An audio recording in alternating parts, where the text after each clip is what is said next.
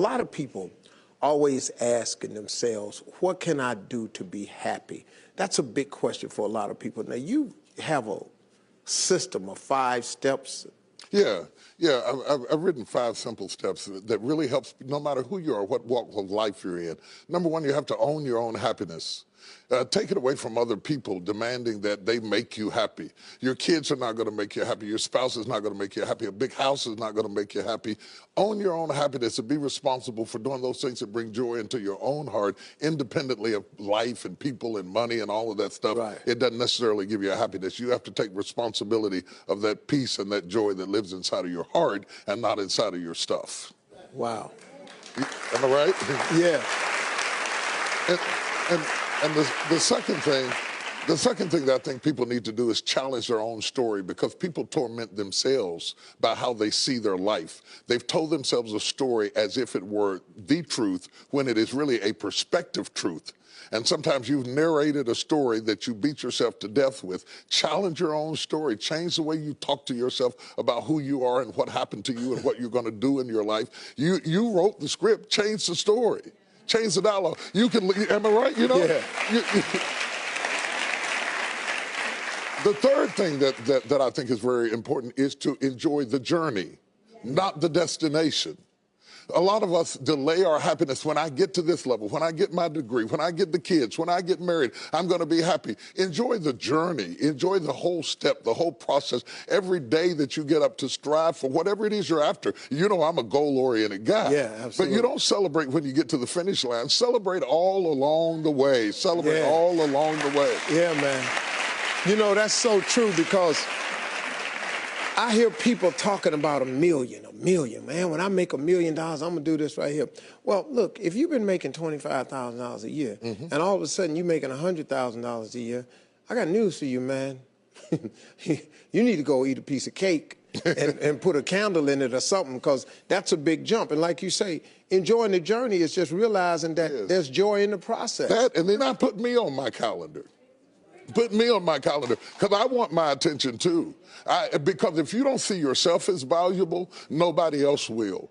You know, nobody else will. The other point is make relationships count. Making your relationships count, because everything is about relationships. First of all, your relationship with God. That's a very important thing to have, because as long as you know that there's somebody in charge, you don't have to bear the brunt of the responsibility and the weight of what's going on in your life. You can talk to the boss, okay? Number 2, enjoy your relationship with yourself. If you don't like you, it makes it hard for me to like you. Because people, when you walk into their atmosphere, they draw you into the cosmos of their own drama.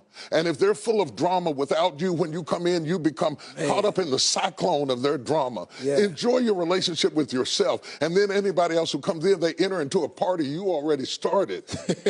You understand? And then the relationship with your kids, the relationship with your spouse, the relationship with your friends, taking time to enjoy the relationships, because there is no fruit. Nature teaches us that there is no fruit without relationships. You cannot be fruitful by yourself in business, in home, in life, in church. I don't care what it is. You are no more than the relationships you surround yourself with, and make sure that those are good ones. The 5th thing, Now, go ahead. I'm loving it, man. Is this good? Yeah, this is really good. The 5th thing that I really ascribe to is balance work with play.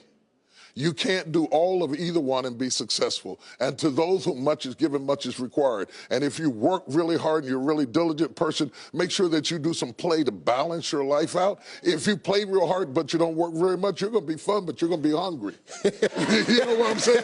You got to balance work with play. You have to balance that with your children. If you're always a disciplinarian, your daddy going to get you when you get home. I don't want to always be the police in the house. I want to be the fun guy sometimes. Balancing work with play, call this not only for you to be holistic, but for people to get a better perspective of who you are. I get on my Instagram and I put crazy stuff. My kids die. Just yesterday, I put me sweating in the gym, saying they said it's going to be fun, but it hadn't gotten fun yet. You know, to let people know that everything is not serious every day. That's too much pressure. We've got way too much pressure on us to be the people we were created to be. You got to enjoy the journey and the process. Like I told my kids the other day, I said, let me explain something to y'all. if something happened to me and Mama, I want you all to understand, y'all gonna be around the casket crying because I'm not leaving you everything. I'm just not. I'm gonna spend 85% of my income on me and your mama. Right. Yeah. Right. I'm gonna leave about 5–10%. That's it. The rest of the money, me and your mama going somewhere. We can, Dad, we can't go on vacation. No, I want to be just with your mother. Well, here's it's the cool. thing that people don't understand about children. It is not what you leave to them that makes them great. It's what you leave in them. And if you leave enough in them, you don't have to worry about what you leave to them. If you leave more to them than you leave in them, they will run through everything you left to them. Yeah. But if you leave enough in them, you don't have to leave so much to them because they can go out there and make their own way in life. Cool. I'm glad you said that, because now they ain't getting nothing.